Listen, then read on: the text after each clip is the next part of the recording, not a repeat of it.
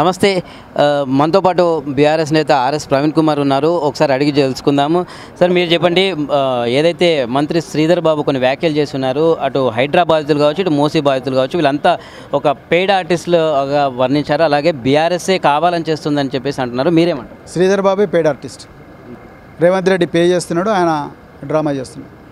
Right. ఇంకా మూసీ నది project అసలు బీఆర్ఎస్ తీసుకొచ్చింది, మా పైన విమర్శలు చేస్తే ఏమొస్తుందని కూడా ఆయన బీఆర్ఎస్ మూసీ నదిని సుందరీకరించాలనుకున్నది, కానీ జీవితాలను నాశనం చేయాలనుకోలేదు. ప్రజల జీవితాలను నాశనం చేయాలనుకోలేదు బీఆర్ఎస్ పార్టీ. కానీ రేవంత్ రెడ్డి ధనదాహంతో ప్రపంచ బ్యాంకు కాళ్ళ మీద పడి అక్కడి నుంచి డబ్బులు తీసుకొచ్చి డబ్బులను కూడా తన ఖజానాలో వేసుకోవాలని చూస్తున్నాడు.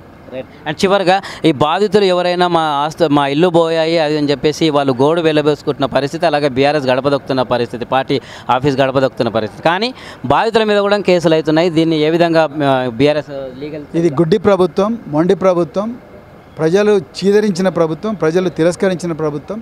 ఈ ప్రభుత్వానికి ఒక్కరోజు కూడా గద్దె మీద కూర్చునే అర్హత లేదు.